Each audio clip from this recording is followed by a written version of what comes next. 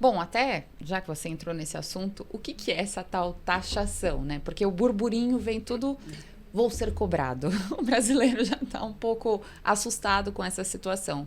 Então, quando alguém compra, já que o nosso tema é falar sobre essas importações, quando alguém compra alguma coisa de fora, o que é essa taxação? Como funciona? Para quem que ela paga? Como que ela pode ser cobrada? Eu acho.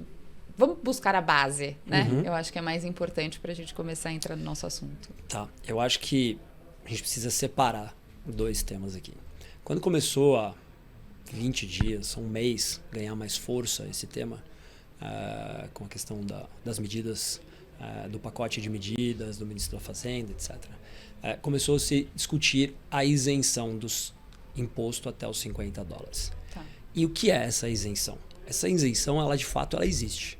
Mas ela existe para um modelo de compras que não é um modelo de compra no B2C, né? Que a gente está habituado comprando no digital, ou seja, um CNPJ vendendo para uma pessoa física. Tá. Essa isenção, ela rege uma relação entre duas pessoas físicas, né? Então, vou colocar aqui um exemplo prático, né? A Débora mora na Europa e ela compra um creme que amiga dela, pediu, amiga, pode comprar esse creme para mim que eu não encontro aqui no Brasil.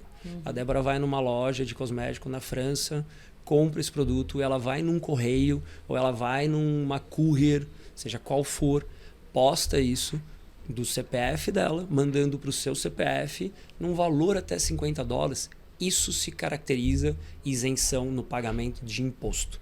E aí Entendi. o imposto é o RTS, que é o regime de tributação simplificada, que ele é 60% sobre o valor da mercadoria.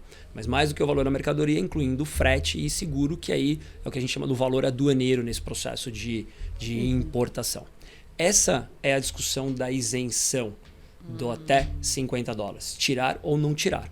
Agora, vamos fazer a ponte para o que de fato tange o tema aqui envolvendo os marketplaces e, de fato, a compra online. Né?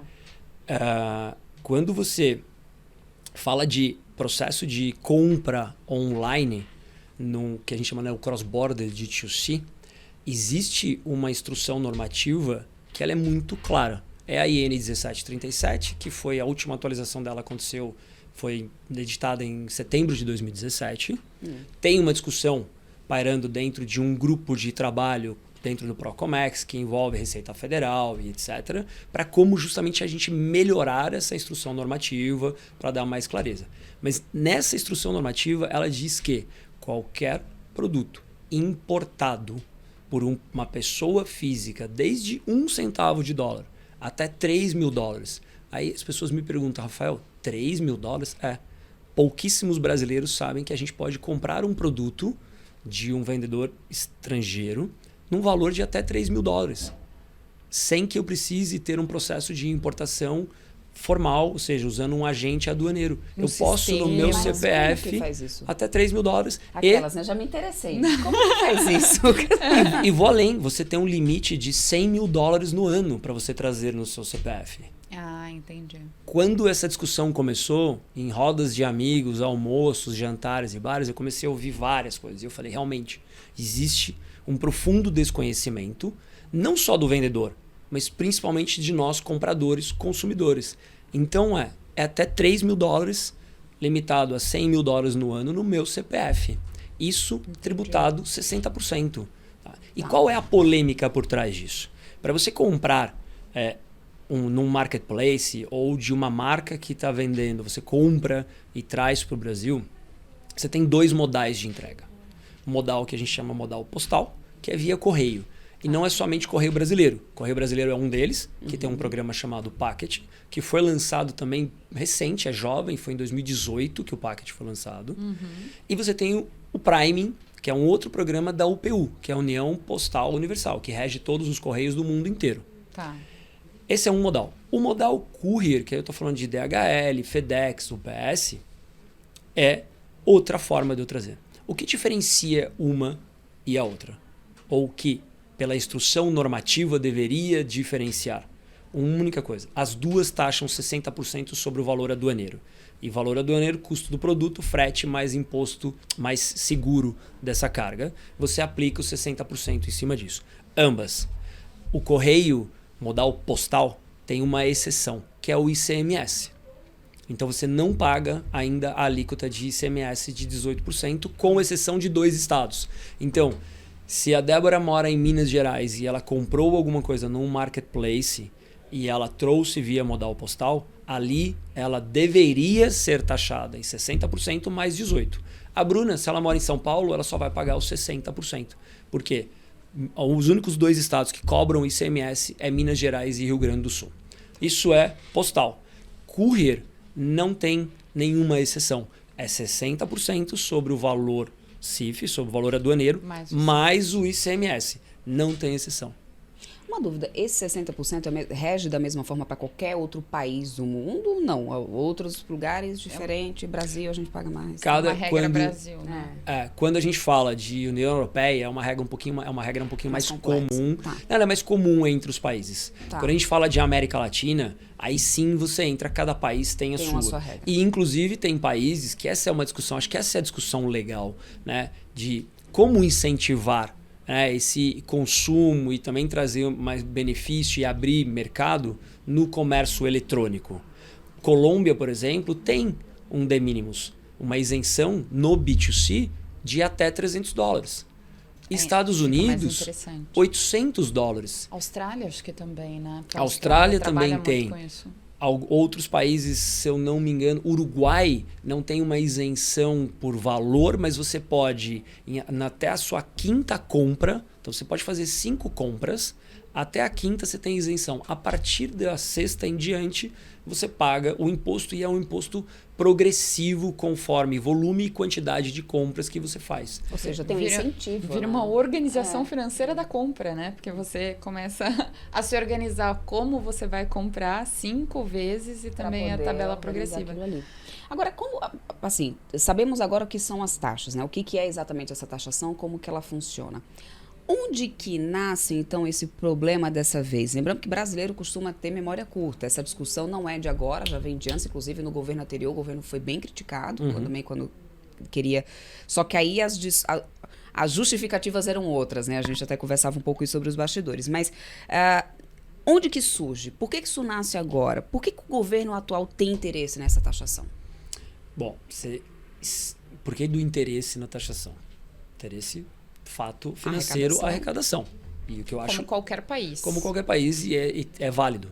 Né? Estima-se que o buraco que se cria por essa não fiscalização adequada ou não segmento da instrução normativa de forma correta é em mais de 9 bi de reais. Já houveram números batendo na ordem dos seus 30. Não dá para dizer. Por quê? Mesmo em alguns cenários, algumas compras, a pessoa até declara corretamente, mas ela o produto, o modelo certinho, mas ela subdeclara. Então, às vezes, o cara compra um computador Mac de $2.000 e ele declara $500. Então, ainda existe os problemas. A gente vai resolver um e vão haver outros. Tá? Então, esse é o ponto, né? A arrecadação. E isso tem o seu mérito e é importante. Onde está o problema? O problema está que as coisas não estão conectadas. Existe uma instrução normativa que ela não é de conhecimento do canal de vendas, do canal digital, começa por aí. Ela tem uma responsabilidade muito forte e majoritariamente em cima do operador logístico. É quem pega o seu pacote do ponto A e vai para o ponto B. O ponto A e o ponto B, ele já nasceu.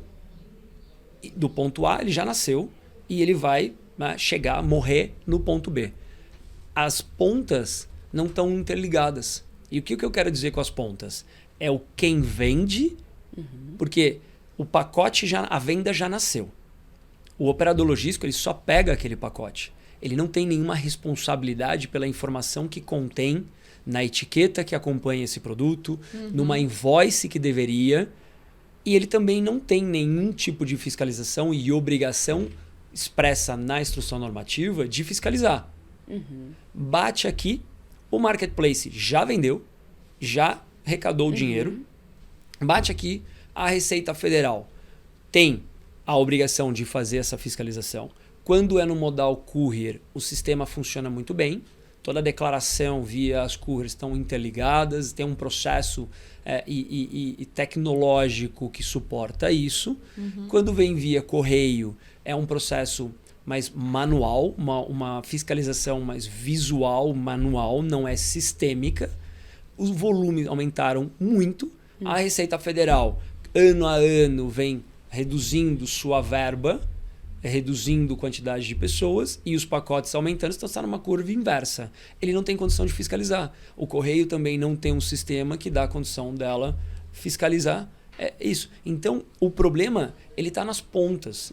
Ele está onde nasceu o pedido, que foi no marketplace, é o canal de vendas, mas também com o vendedor.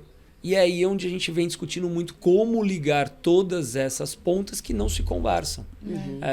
Então, o que a gente costuma dizer é que ele nasceu de uma forma. Foi dado primeiro o pontapé inicial. E agora ele precisa de melhorias. E volto na sua colocação, Débora, que foi muito importante. O mercado vem crescendo. O cross-border, e-commerce, média de quase 15% nos próximos 5 anos. O cross-border de D2C para o Brasil é de 44%. É quase 3 vezes mais do que cresce o e-commerce local. Ou seja, a gente vai precisar de uma fiscalização. E aí algumas pessoas me perguntam, tá bom, mas de quem é a culpa? Não é de quem é a culpa.